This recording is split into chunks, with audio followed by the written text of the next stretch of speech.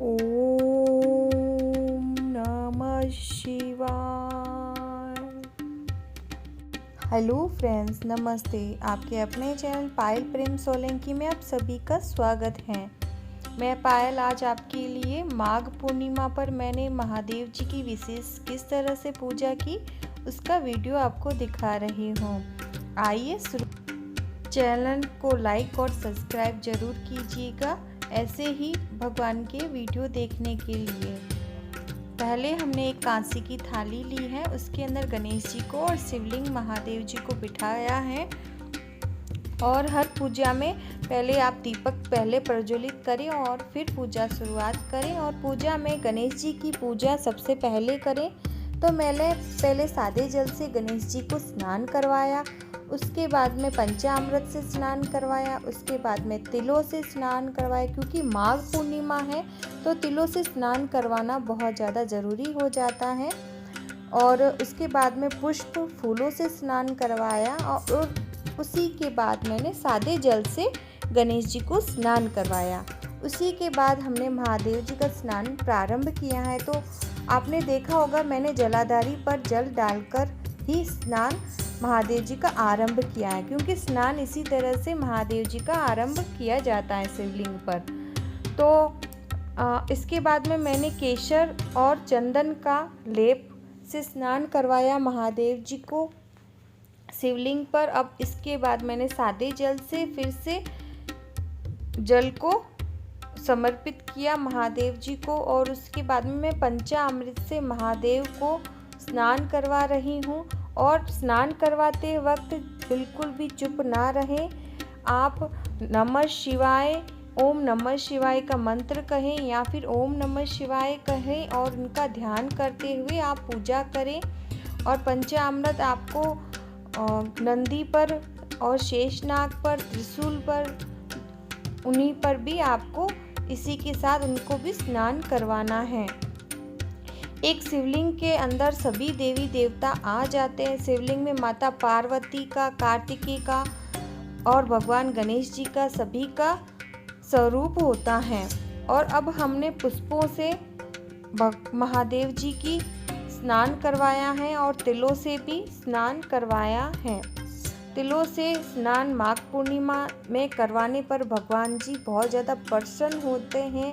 माघ पूर्णिमा का एक बहुत बड़ा महत्व होता है। माघ का महीना एक बहुत पुण्य और बहुत बड़ा महीना होता है। इस महीने में कुल देवी देवताओं की पूजा की जाती है और हर नए जोड़े इसमें पूजा करने जाते हैं। और अपने घर में, मंदिर में जो भी भगवान होते हैं उनकी विशेष माघ पूर्णिमा पर हमें पूजा अर्चना करनी चाहिए और तिलों से उनका स्नान करवाना चाहिए। अगर आपके पास विग्रह या फिर शिवलिंग न हो तो आप शिवालय में जा सकते हैं।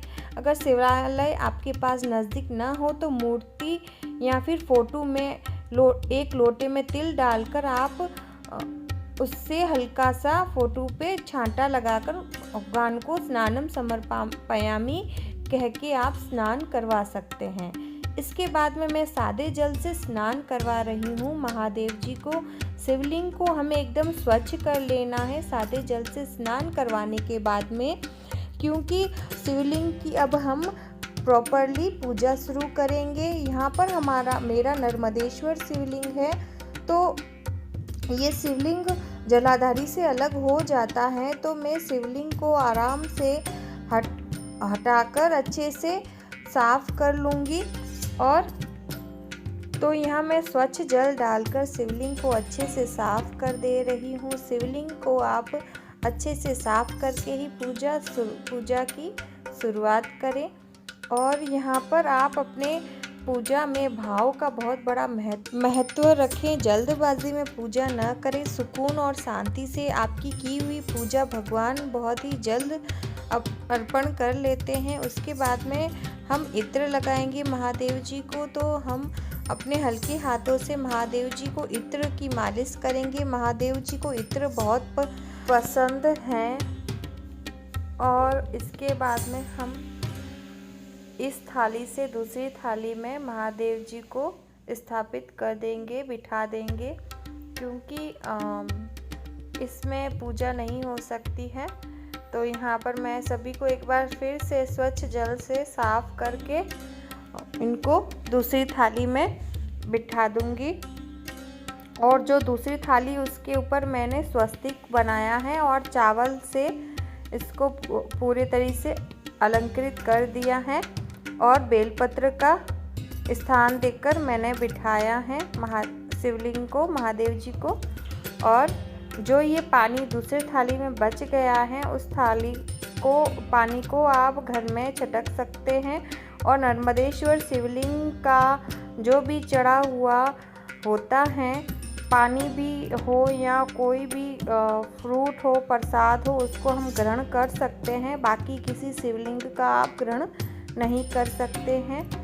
और अब हम इस तरह से शिवलिंग को यहाँ पर स्थापित करने के बाद में सभी का तिलक कर देंगे। और यहाँ पर मैंने चंदन केसर का महादेव जी को, नंदी को और त्रिशूल को और गणेश जी को सिंदूर से तिलक किया है और वस्त्र स्वरूप कलावा अर्पित किया है। और इसके बाद में हम फूल अर्पण करेंगे महादेव जी को। सफ़ेद फूल, लाल फूल, कोई भी कलर का आप फूल चढ़ा सकते हैं। और क्योंकि महादेव जी शिवलिंग में माता पार्वती भी स्थापित होती हैं और गणेश जी को हम दुर्वा और गुड़हल का फूल अर्पित करेंगे जो कि इनको बहुत अति प्रिय है। और बेलपत्र समर्पण करेंगे। बेलपत्र को समर्पण करने का ये तरीका होता है, चिकना भाग हमें शिवलिंग की तरफ रखना होता है और अनामिका और अंगूठे से पकड़कर हमें बेलपत्र महादेव जी को चढ़ाना होता है। हमने समीपत्र, भांग अर्पित किया है महादेव जी को और गुलाब का फूल भी अर्पित किया है। और नंदी बाबा को हमने दुर्वा और भांग अर्पित किया है और श्रृंगार का सामान माता पार्वती को समर्पित किया है। और माता पार्वती से हम श्रृंगार अर्पण करेंगे और तिल भी महादेव जी को चढ़ाएंगे। अब हम धूप दिखाकर महादेव जी की पूजा और मंत्र जो भी आपको आता हो वो करें। इसी के साथ आप धूप के साथ घंटी भी बजाएं। घंटी से बजने वाली ध्वनि एक पूर्ण रूप से मंत्र स्वरूप ही होती है, क्योंकि हर किसी को मंत्र आए या ना आए, लेकिन घंटी की आवाज़ से जो ध्वनि उत्पन्न होती है वो मंत्र स्वरूप ही होती है। अब हम महादेव जी की, गणेश जी की, सभी की आरती उतारेंगे। आरती हमेशा 2 दीपक से ही करें। अब हम भोग ग्रहण करने के आग्रह करेंगे, कहेंगे महादेव जी भोग ग्रहण कीजिए, भोग समर्पयामि। इस तरह से हम भोग ग्रहण करने का अनुरोध करेंगे और दक्षिणा भी समर्पित करेंगे। और पूजा में जो भी भूल चूक हुई उसकी क्षमा याचना करेंगे। पूजा संपूर्ण हुई।